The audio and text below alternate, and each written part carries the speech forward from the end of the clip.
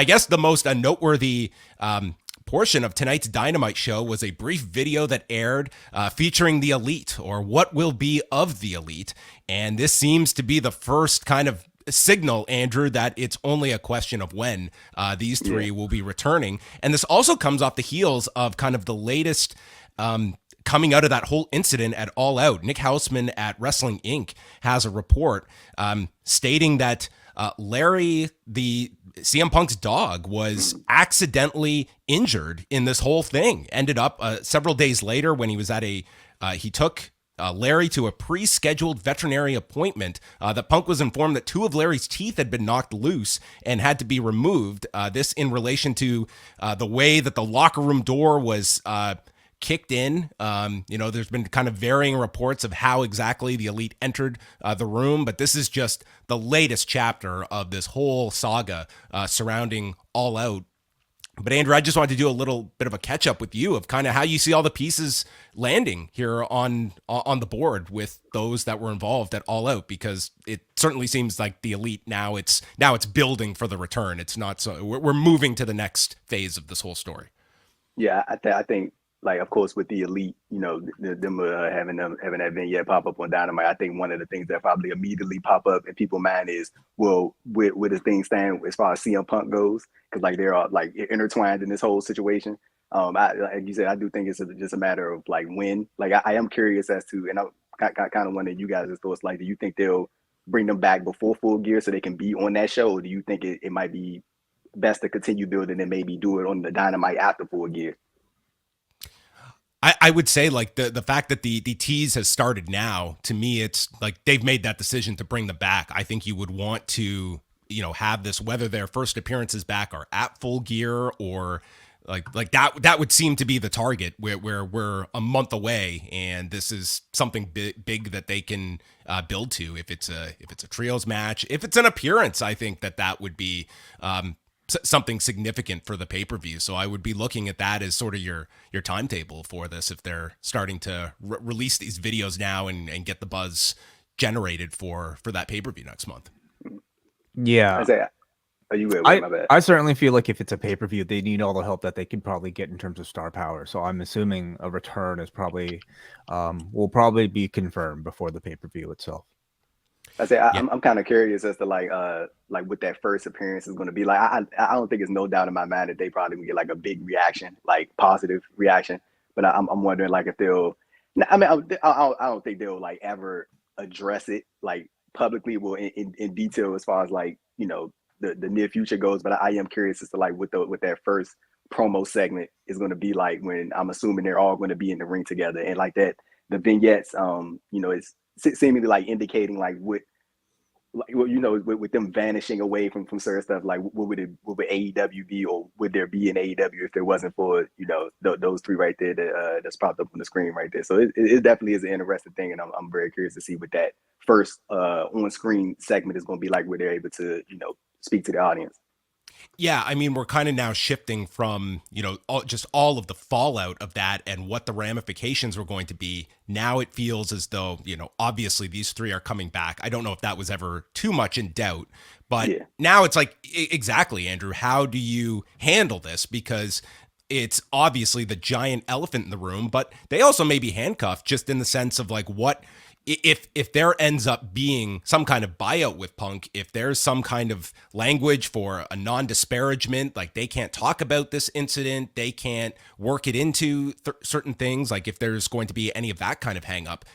Looking at the CM Punk side of things, Andrew, like what are you looking at in terms of his future with this company, with this industry? Honestly, man, I think if Punk is going to come back to wrestling, I think it's a thing of like maybe it's time to take a look in the mirror, man, and like figure out like exactly what you want, and like we've seen like or heard some of the reports that have came out from reputable sources about like how maybe CM Punk is viewed, and how sort of the locker room is sort of shifted a little bit. Like even you had like talents like Warlow who have said that the guys like Moxley and Jericho and Danielson have stepped up and really gotten the locker room back on track and like gotten things in order and stuff like that. And even coming off of the Andrade or Sammy Guevara situation, like as far as CM Punk goes, I think it's a thing of like Punk is going to have to, it like, because I mean, we don't know like all the specifics of it. We just know like the stuff that's coming out. Like maybe there has been some communication there, but I think just going based off what I know, like I think it's going to come to a situation where Punk is going to have to make amends to eventually these people. Because I mean, I think everybody has been in a certain situation, like in any type of workplace. Like you're not gonna get along with everybody you work with, and that's just the fact of what it is. But like when it gets to the extreme of y'all getting physical with one another, and people's dogs getting hurt, and people's wives being being involved in some way somehow, I think it comes to a point where you gotta get everybody to sit down and you gotta really break down like what's the root of this issue. So I think Punk is going to be the one that's probably going to have to, step up and, make those amends and, for everybody to come back together eventually. But as far as the bow goes, like I saw that too, like that'll be a very, very interesting thing. Cause I think, a lot of people were sort of talking about the idea of, Punk going back to the WWE. I would be extremely surprised if that happens. Like I know we always, that, you never know in wrestling, but I just can't see, like, especially when you got one executive there and Brian Road Dogg James, who does nothing but talk trash about CM Punk like on a weekly basis on this podcast. It would just be hard to imagine him going back into that environment when you got people literally at the top or near the top who trash him on a weekly basis. It's just hard to fathom that. So I would imagine either Punk is going back to AEW or he'll take a break for a little bit, maybe like a 1 or 2 year hiatus, and then we might pop up somewhere else. But I think that just remains to be seen. Just going back to this report from Nick Houseman that just dropped tonight from Wrestling Inc., just a portion of it here. Wrestling Inc. has been told that Punk felt threatened. This is in relation to the All Out Backstage fight, and reacted in a legal way under Illinois' Castle Doctrine laws, which allow for the use of force in defense of a person in their dwelling. At this time, there's no litigation against Punk on behalf of anyone involved. It was also relayed to us that Steele's wife, Lucy, was in the room during the incident, but has not been interviewed as part of the internal investigation into the matter. Finally, we were informed that following Hangman Page's comments on a May episode of Dynamite, alluding to backstage concerns about Punk, there was distrust on Punk's end going into the championship match with Page at Double or Nothing, and that Punk was concerned that the predetermined match would break down into a real physical fight.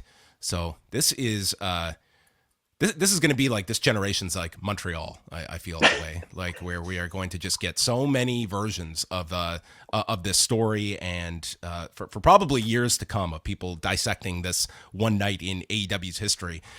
Do you, Wei, look at any possibility of a reconciliation with CM Punk and AEW, or is this just a question of, it's very clear the Elite are coming back and Punk, like one side was going to be, you were essentially going to mediate with one side, and it's just not possible to bring these parties all back under the same umbrella again after what has gone down? Reconciliation, I think, is always going to be on the table if there's money to be made. But in this scenario, I don't see it happening for a long time. Currently, it still seems like there's, obviously, it's obviously in the midst of litigation. Not to mention a locker room that I think, from what, if reports are to be trusted, it's a locker room that is at this point harmonious without CM Punk, and probably prefers to exist without CM Punk, and just you have just so many hurdles to overcome that I don't see it happening anytime soon, at least with what you would deem to be this current generation of AEW. Again, years down the line when talents maybe time heals all wounds, and if CM Punk is still chooses to be active in professional wrestling years from now, then it's very possible, but I don't see it happening, for the next little while. I actually saw before I jumped on that, PW Insider had reported that the Elite were at the show. They were at Dynamite backstage. So that's I don't know how long. Like maybe that may not be a new thing. Maybe it's like just getting reported that they're back, but like they were according to that report from PW Insider, they said they were at the show in Norfolk. So that's an interesting little tidbit that they're already back behind the scenes, assumingly, or maybe just there, just checking things out. So that's kind of the latest that we have in terms of, like, if you watch the show tonight, like obviously like the Elite are figured into plans, and they're reintroduced on television, and now it's moving forward to the next chapter. The questions will remain, I guess, about CM Punk and what this ultimately means. I mean, we had the story in the Observer last week about a buyout being discussed, and if that is the end of CM Punk's AEW tenure, it will certainly bring about the speculation of anything to do with WWE, or if this is the last chapter in his professional wrestling career, which would be quite the sour note to end a wrestling career on. But I don't think anything's off the table, Andrew. I think that you could look at this as like, what are the man's options out there in professional wrestling beyond WWE? Hey, Wayne, John, isn't it crazy like how when you just think back to a year ago, like where we were, like around like last year, October last year, September last year, CM Punk was getting ready for his first match in AEW at All Out against Darby Allin. Fast forward a year later, here we are. It's crazy how like drastic things are as far as his return. Because like I remember when he came back, like I've never seen like such an overwhelming response for a talent to come back into the professional wrestling space, and then fast forward a year later, it's like this dude is like just seemingly on the outs. It's crazy, man. Like that, how things have just changed like that. The industry moves really fast, and I feel like 2022 especially, I feel like it's moved maybe a whole decade, in one. I mean, in both companies, right? So it's going to be a really interesting end of year show. And who knows? Maybe next year, maybe he'll be back. Maybe I don't know. Anything can happen.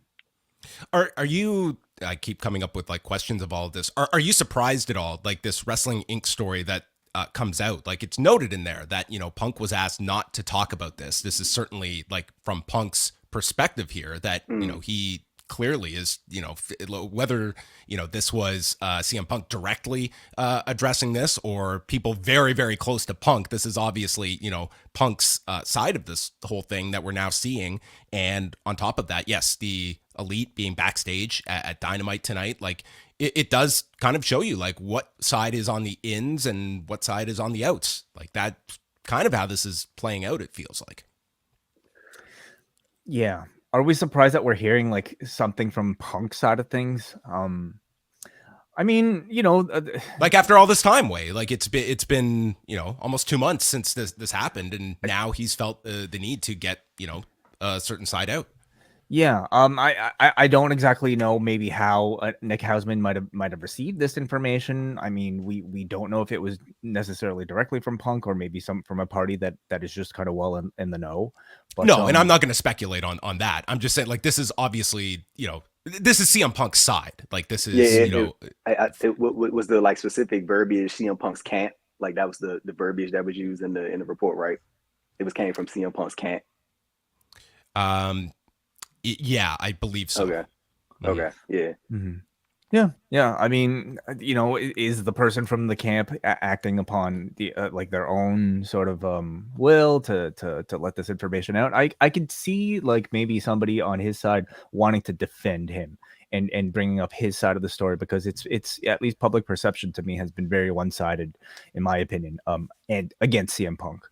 And there's no clear like who's right, who's wrong. I think in any scenario, like I'm sure it's a mix of the two, and maybe it's kind of about time we've heard a little bit from what Punk's justification might be for his part in it.